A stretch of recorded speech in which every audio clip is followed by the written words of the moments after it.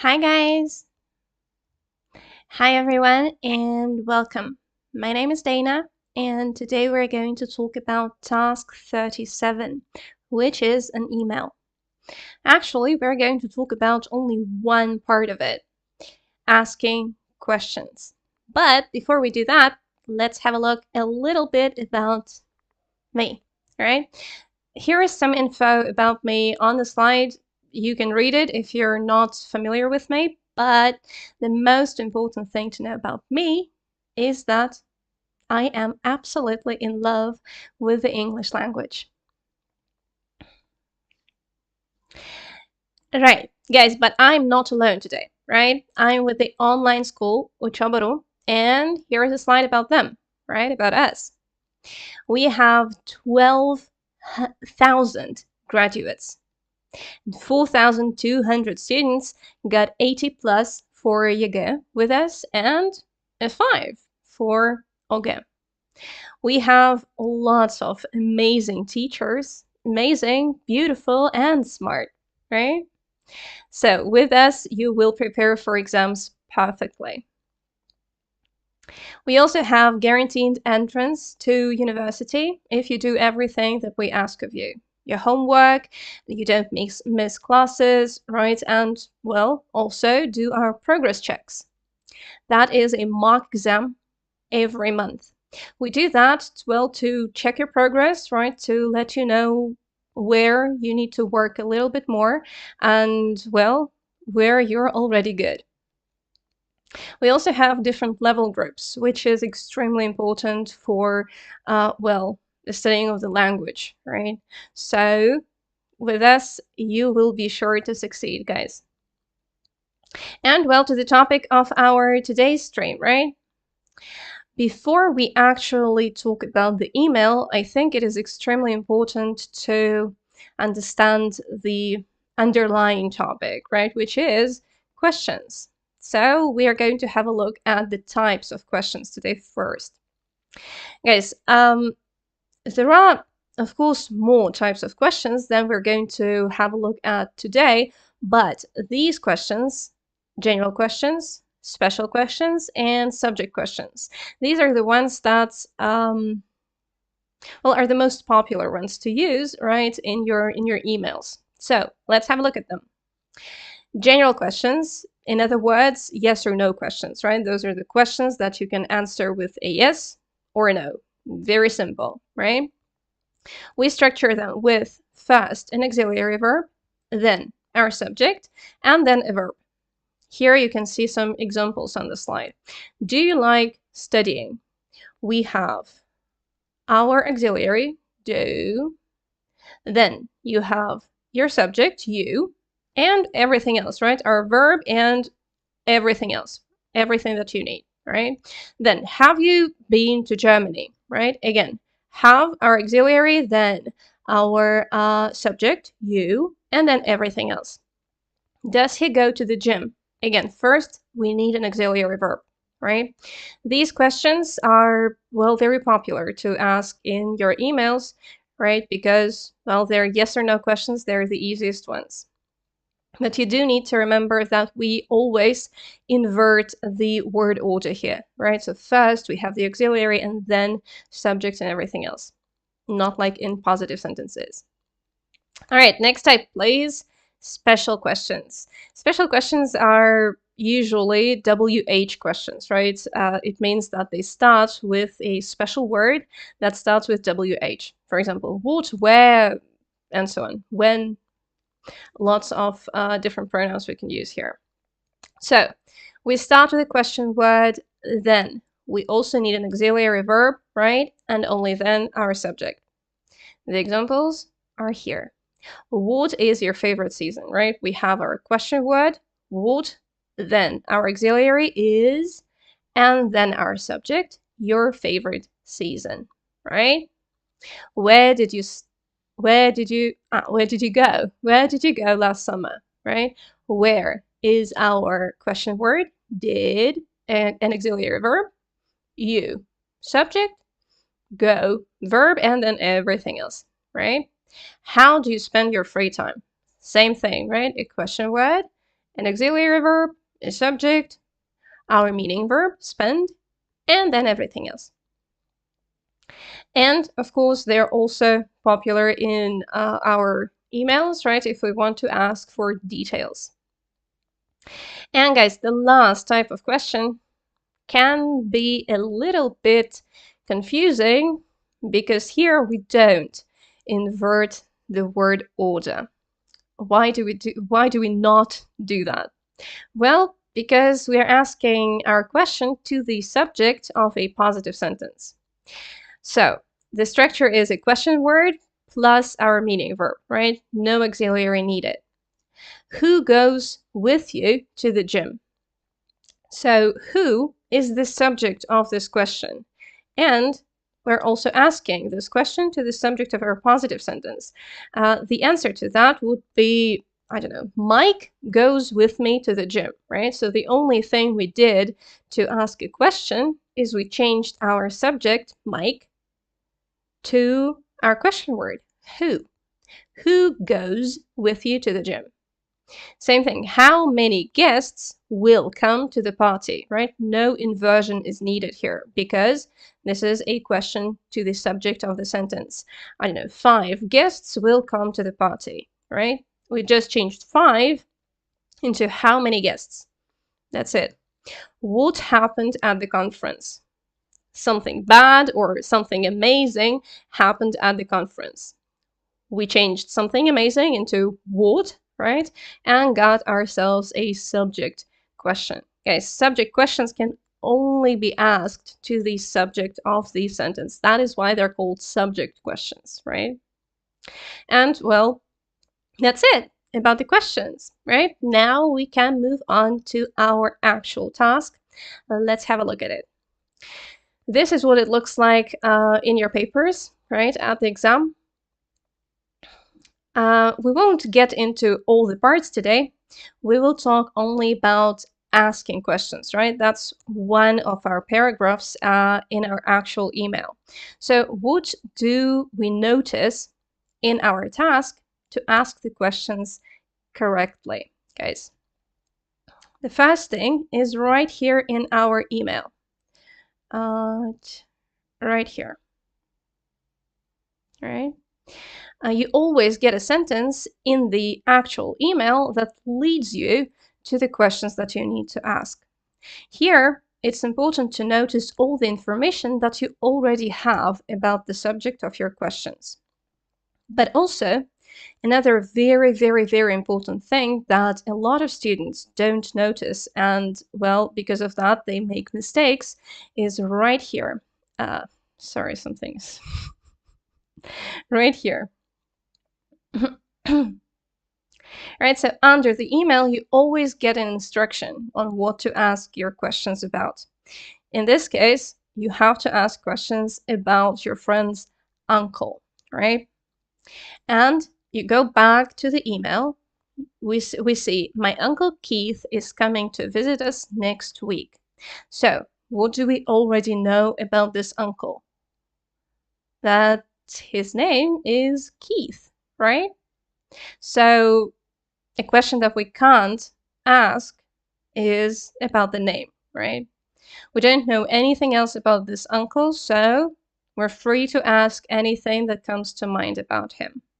Or, well, not anything, actually, but we'll talk about that a little bit later in the stream, okay? Guys, so for our questions, for the paragraph where we ask our questions, there are only 2 things that we need to notice in the whole email, right?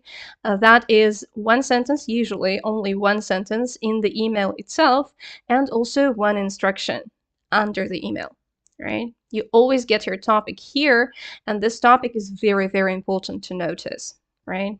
Because if you don't, you could ask, well, something wrong, right? Something not about the uncle himself. All right, let's have a look at our structure. The structure of our paragraph, right? First, we start with a connecting phrase. That is very important to remember. We can't just start asking questions in this paragraph. We have to connect this paragraph to everything that came before. And what came before is our answering questions, right? That the friend asked us. So, how can we connect this paragraph to the previous one? Well, if the news in the friend's email is good, then you can say something like, I'm glad to hear that your Uncle Keith is coming to visit you next week, right? Right?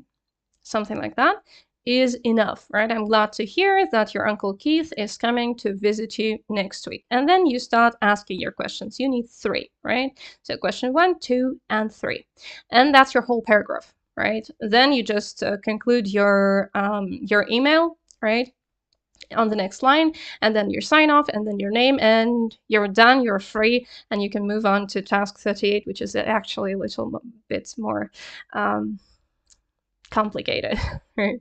We will have a stream on task 38 very soon, so right, не переключайтесь, как говорится. Right, so another connecting phrase, right? We need one more, just so that you can choose.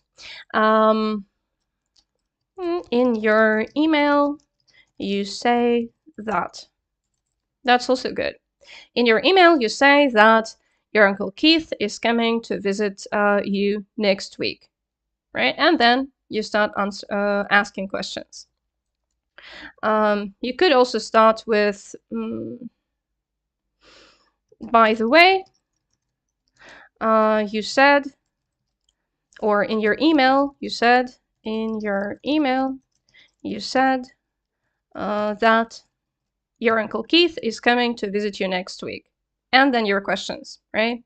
Guys, very important to understand that by the way itself is not a connecting phrase, right? So you can't just say by the way and then start asking questions. No, you need to like make a point of the fact that this person told you something, right? That is going to connect this paragraph to the whole of your previous to your previous paragraphs, right? To everything that you said before. Okay, and we are ready to actually get to the questions.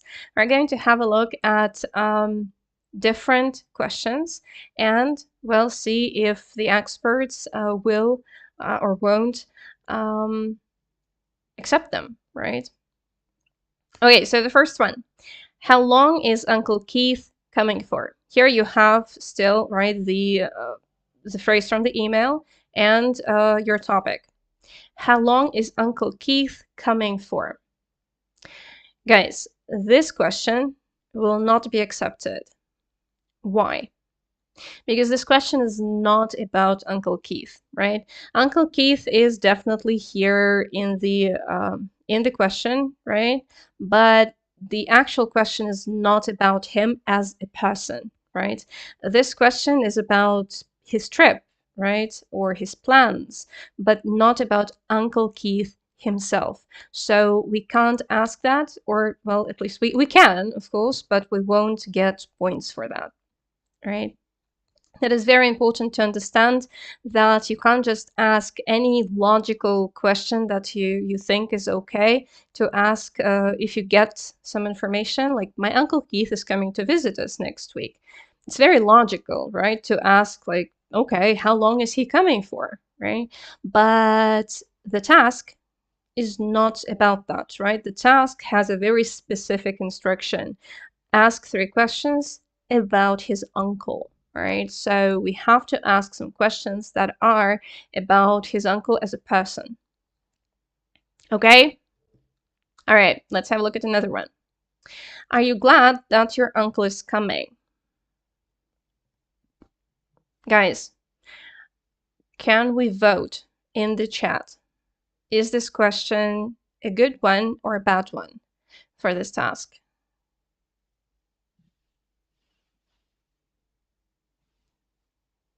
Okay, we're going to wait for a second or two, maybe.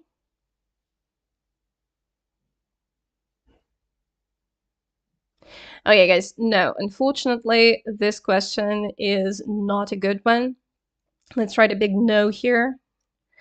Because, again, this is about your emotions, right? It's not about the uncle himself. This question is only about what you feel about his visit, right? Not about the uncle. So, nope. Okay, one more. What's your favorite thing to do with your uncle? Well, again, same thing, right? This is a no. Sorry. Because, well, again, this is about, I don't know, your relationship maybe with your uncle, but not about the uncle. Okay, one more. When is your uncle coming? Well, this is a very good question, right? But unfortunately not for this task. There are two things that are wrong with this question. The first one, again, is the same, right? It's not about Uncle Keith. And the second one is, well, we already have that information right in the task. Right here, next week, right? So this question is like doubly wrong. Okay, moving on. What's your uncle's name? Ah, right. I've mentioned it, right? Again, very wrong because the info is right here. All right. So yeah, guys, it is a good question about a person. What's your uncle's name? What's your mother's name? Whoever you have in the task, but not when you already have that information, right? So please be sure to notice what you already have in the task itself. Okay, guys, so what are the good questions then, right? We've mentioned so many that were wrong. Let's have a look at the ones that are correct. Here we go. How old is your uncle? Well, I understand that that may not be the most popular question in like real life situations, right? That's not the most interesting thing about someone. Well, at least for me, it isn't. So, but for the task, it is a good question because this question is about the person himself, right? About his uncle, your friend's uncle. The next question, what's he like? Guys, this question asks about the personality, right, of this uncle. Like, we can say he's kind or he's passionate about, I don't know, music, right? What's he like asks about some general information about the personality of someone. What does your uncle do? Another good question that will be accepted by the expert. And this asks about the uncle's job, right? What does your uncle do? About his profession, right? So guys, these three questions are going to be accepted. Again, they're not the most logical ones to ask, right? So we do really need to think when we are writing an email, right? Not really what we would ask in real life, unfortunately, but about what will be accepted, right? If we have this particular task at the exam. Okay, guys, we have been talking about some particular task, right, about an uncle. Let's have a look at general questions, right, that we can most often ask when we get a person as the topic of our questions, right, in the task. Here we go. So, a person can be anyone, right? Mom, friend, sister, teacher, you have a whole list here on the slide. But it doesn't really matter who we're asking about, right?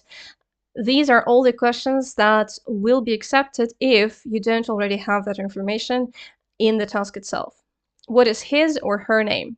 That's a good question, right? If you don't have, like, my friend Tom is coming to visit me, or my uncle Keith is going to visit me, right?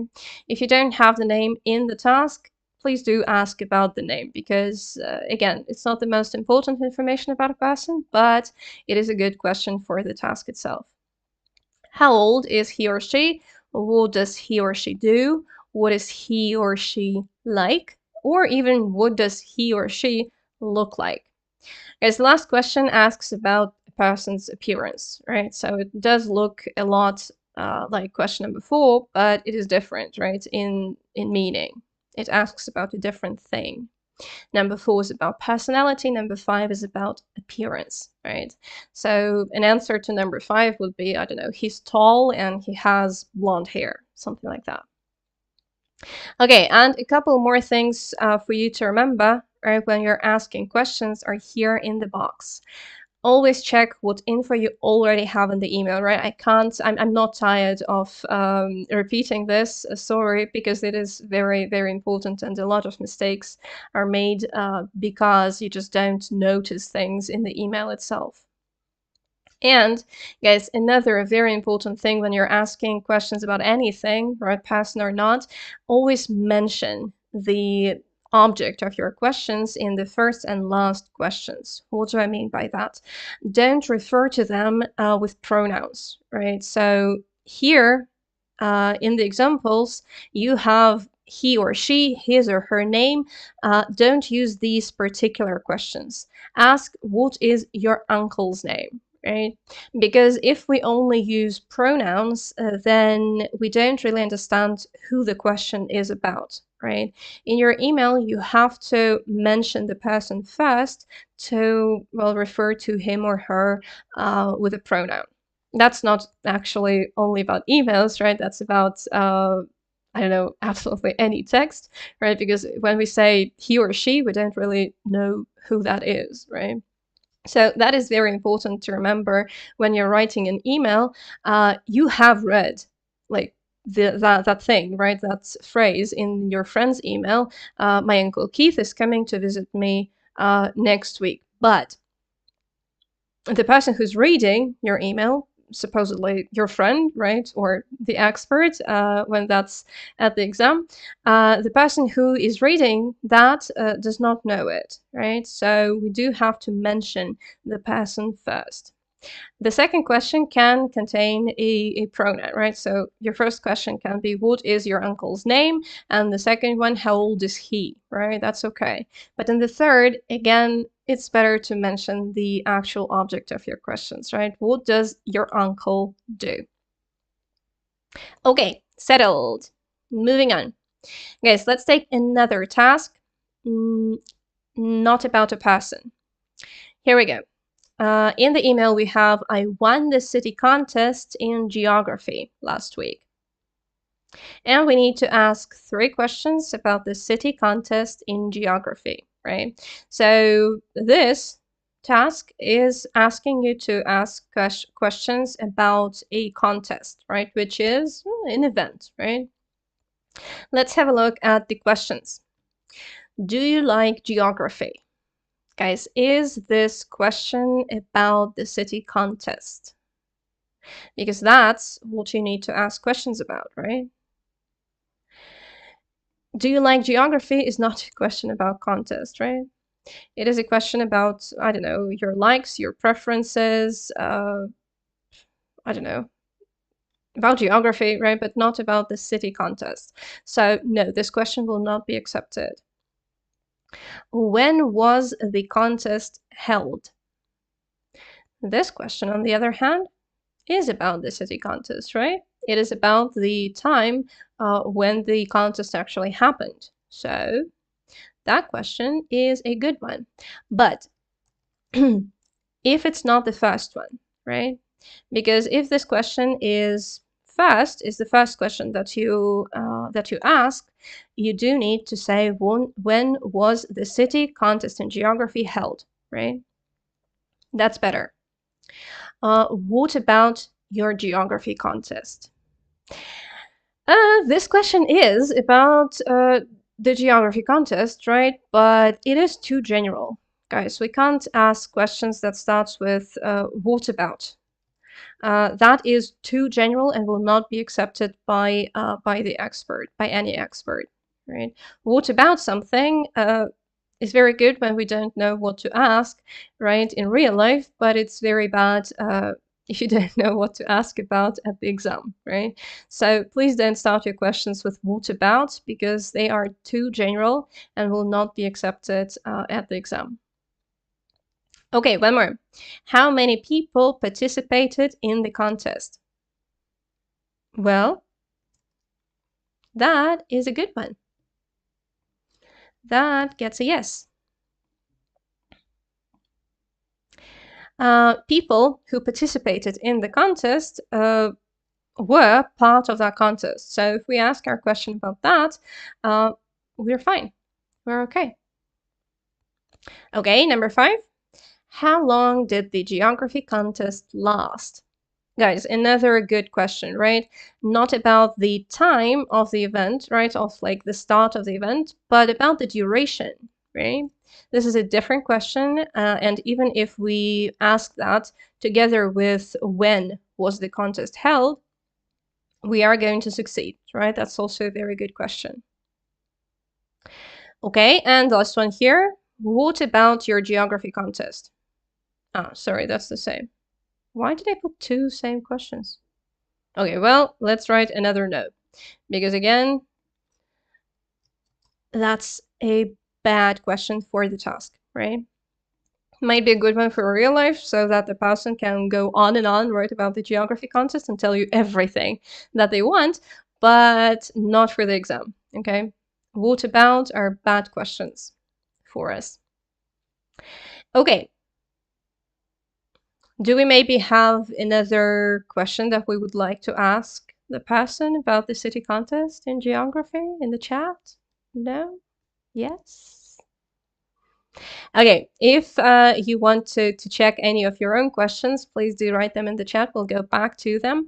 But for now, let's have a look at, well, more general questions, right, about any event, right? So here, again, you have a whole list, right? Contest, concert, party, anything. Wedding could also be here, right? We can ask about all of these things, right? 4 on the slide, you only need 3 questions. So even if you have some of this information in the task itself, you still got your 3 questions. So we can ask about the time of the event, right? That's a good one. When was something held, right? When was the concert held? When was the contest held? Whatever you have in the task. The duration, right? How long did it last? A good question.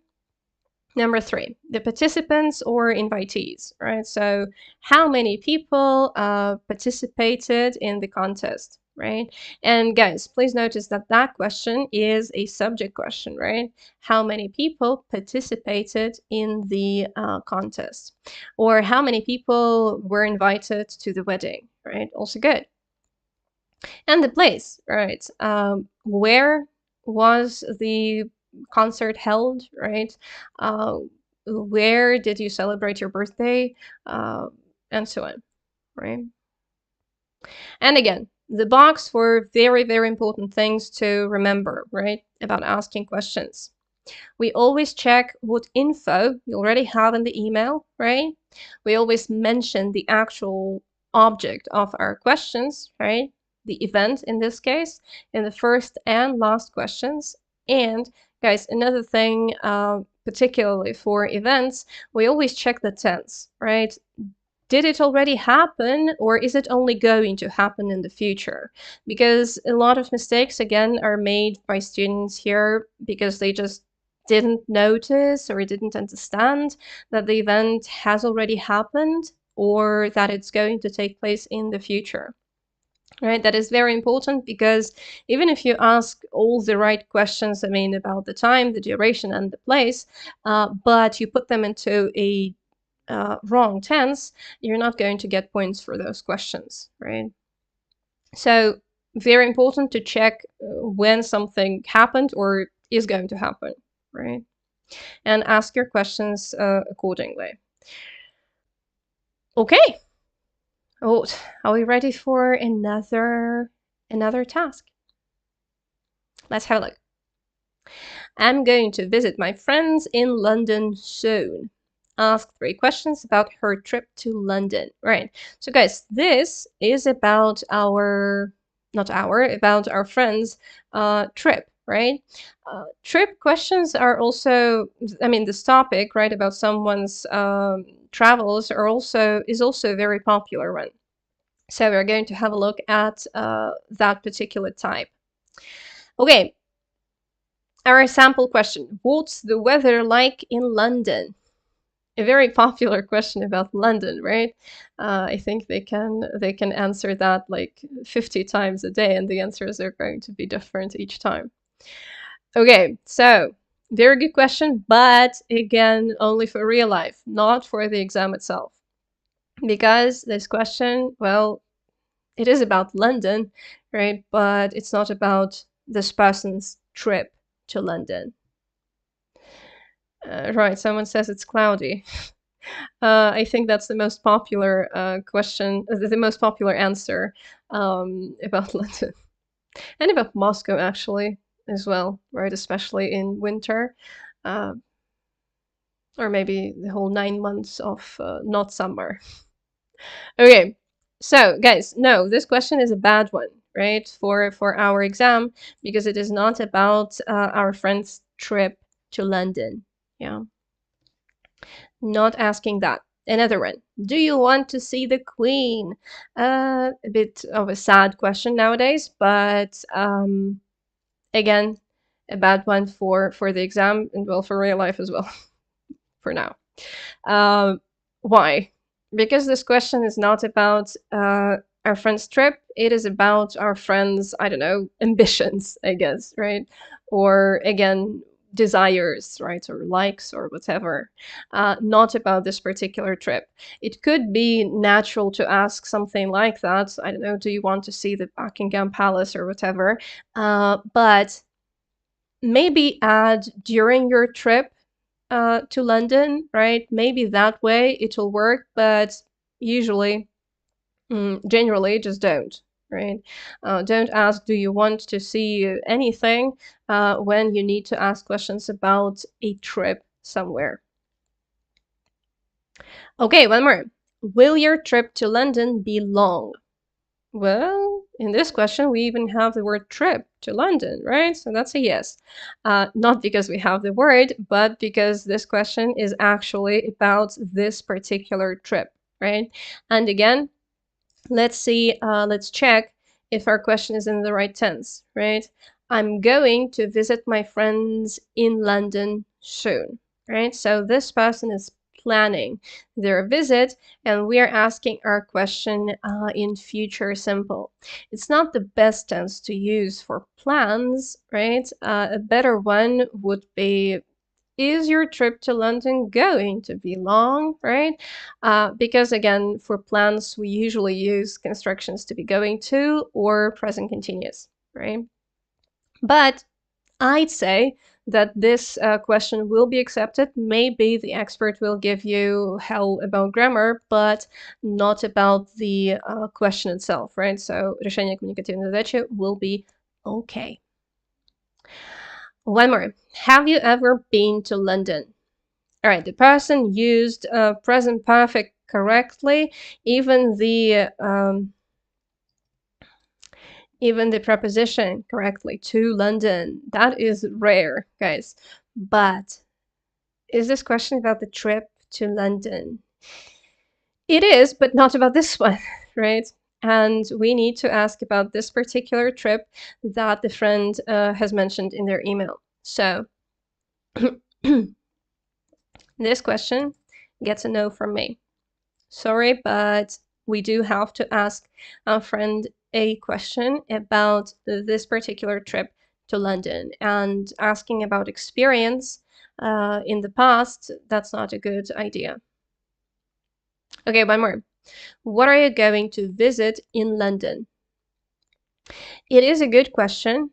It is better to add to this question, like, what are you going to visit in London during your trip, right? So that the expert will definitely see that this question is about this trip to London and not any other future possible trip, right? And the tense here is good, right? Are you going to visit? We're using the construction to be going to ask about someone's plans. Okay, one more. Why are you going to London? Well, guys, this question is a bad one, and it's going to get a no from me. Why? Well, first of all, And I don't know, the most important why is right here, right? Our friend is going to visit their friends, right? Well, her friends, right? We know that it's a girl. So that is her reason for the visit, right? She's going to visit her friends. We already have that information in the task, so we can't ask why. Or again, we can, but we won't get points for that. One more. Where are you going to stay during your trip? That is a natural question, and it's a good one for the exam, right? So those two things don't always go together, right? Being natural and being accepted by the expert, but here we're in luck, right? Because this question is about the trip, right? It's about where we're going to live during that trip, about our accommodation, right? So, and the tense is correct, right? Where are you going to stay? Again, be going to for plans. Okay, one more. Will the trip be exciting or tiring, right? We can ask anything here, right? Anything that, any adjective, right, that comes to your mind, we can ask that. This question is very specific, right? Will the trip be exciting? I mean, it is called a general question. We can only answer that with yes or no, right? But I mean, the nature of the question is very specific, right? We can ask very specific questions, and actually, sometimes they are even better, right, to ask than special questions, because, well, in these questions, we have the trip as like the subject of our sentence, right? So they're definitely about the trip to London, about this person's trip. So that is going to be a yes.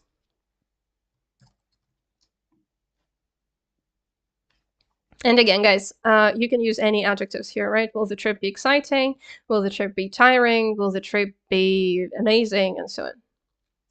Okay, so let's please sum up everything that we need to remember when we have a trip.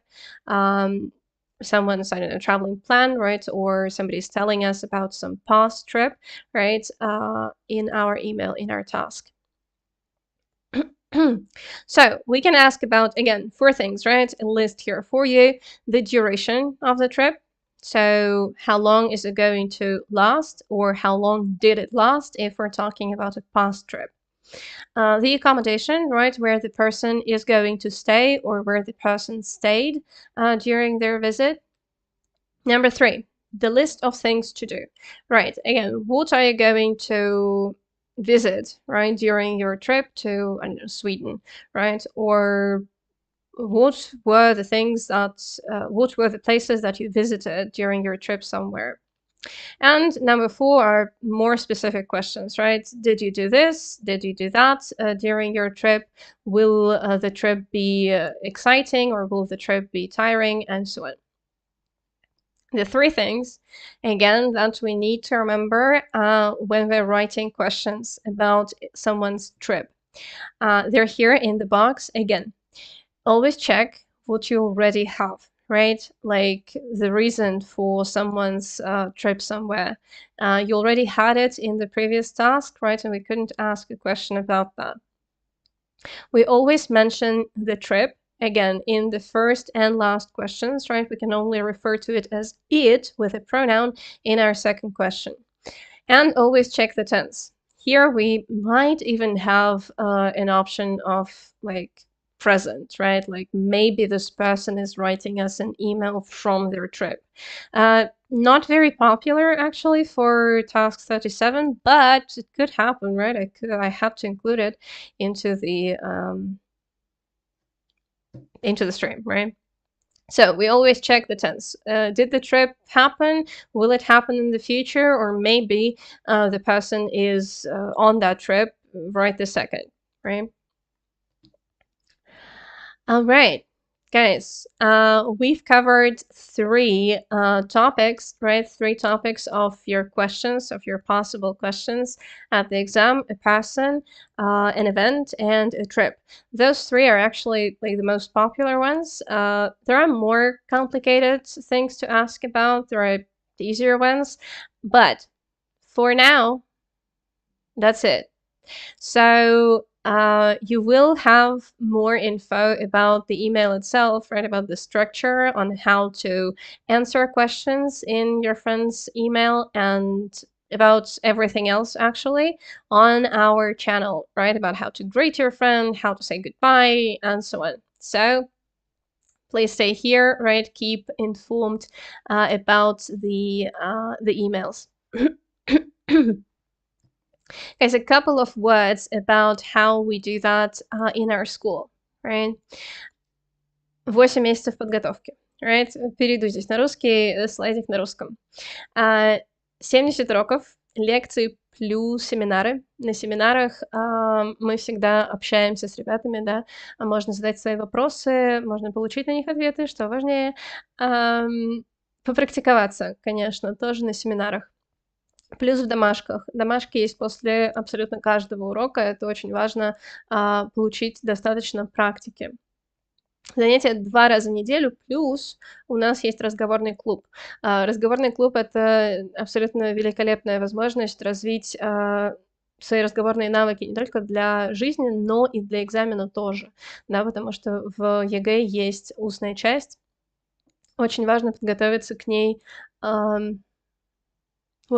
уверенно, я бы сказала, да.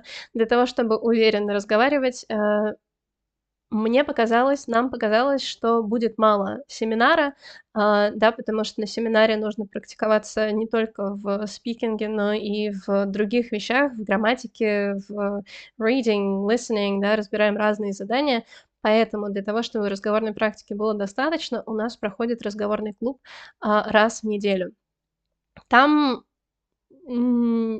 не то чтобы мы настроены прямо на экзаменационную устную часть, он больше настроен на общее развитие разговорных навыков, да, которые вам помогут как в экзамене, так и в жизни в целом. Да, я всегда считаю, что английский язык учить только для экзамена, ну, абсолютно невозможно.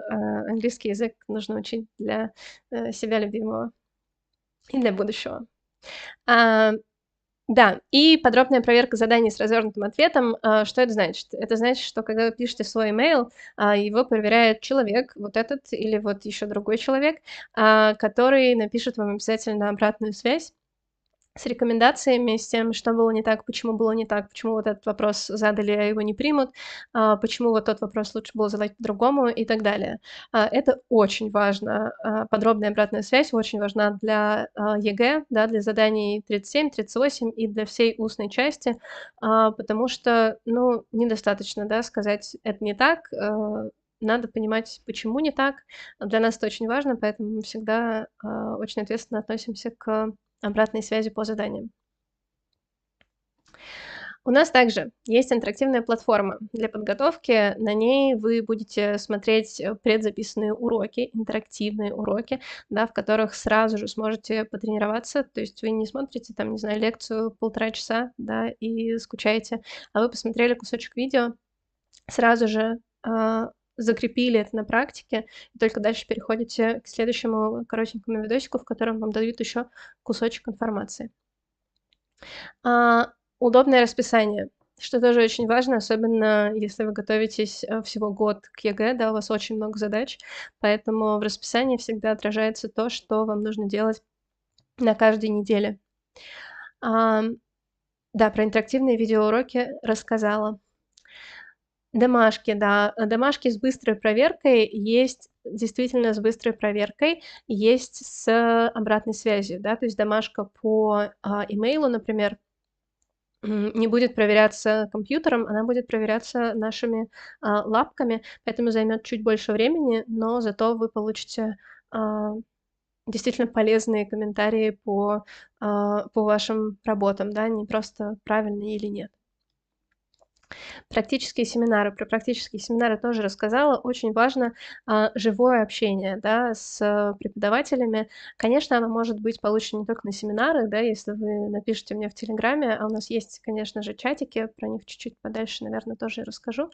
Ам, вот, не только в "Телеграме", да, но и на живых семинарах, где, вы можете задать все свои вопросы, попрактиковаться вместе с преподавателем, да, такой controlled practice. Ежемесячные пробники, да, про которые упомянула, коротенько в начале. На ежемесячных пробниках вы проходите прям весь экзамен. А, мы стараемся делать их максимально похожими на то, что бывает на самом реальном экзамене ЕГЭ. И ЕГЭ тоже, соответственно. Ам, Чтобы вы могли посмотреть, где вы вообще сейчас находитесь, да, где вам нужно больше помощи, где вам нужно больше практики, где вы забыли какую-то теорию, ее нужно вернуться повторить.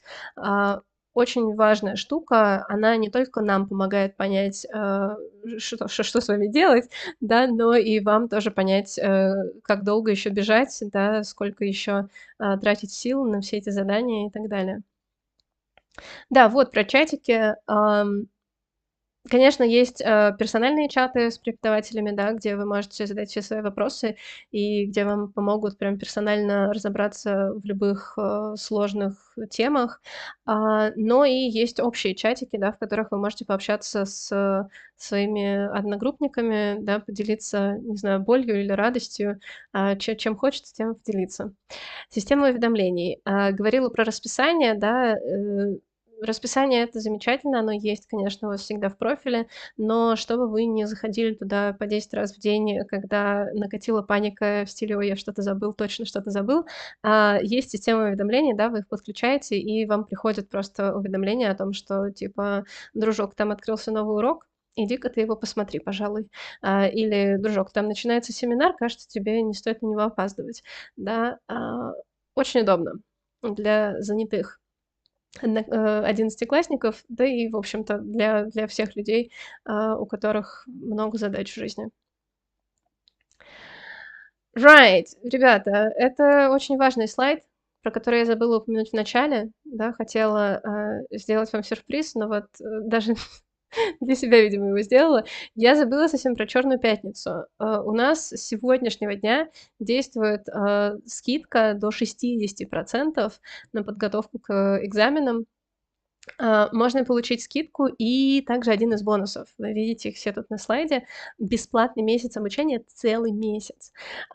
3 предмет в подарок, да. Ну, то есть вы берете 2 предмета, к которым вы точно хотите подготовиться на все 100%, и плюс можете выбрать третий, да. Ну, и, например, думали вы, что: "Да русский я и так знаю", а тут вот третий предмет в подарок, по-моему, очень приятно. На уроках обязательно выяснится, что на самом деле русский надо было и готовить тоже, потому что мало кто из нас знает русский и экзамен по русскому так, как, так, как надо для того, чтобы сдать ЕГЭ на высокий балл.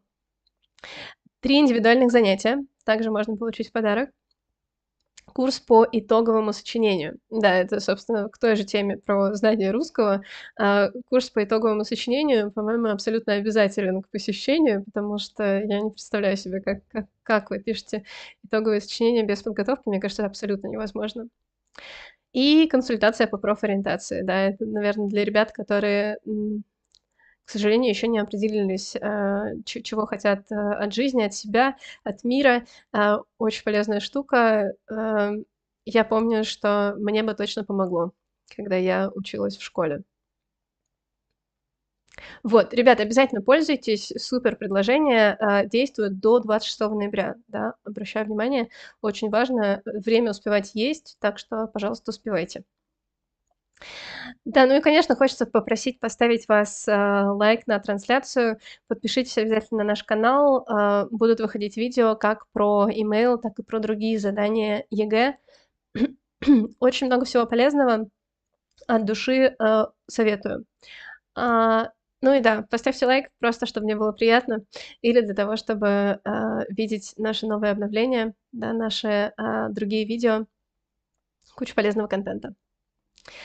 Ребята, ждем вас на занятиях, да. I hope to see all of you. right? To help you prepare for the exams. That is actually what I like doing. So, right, you have a nice day, right? And good luck with your preparations. Bye, everyone.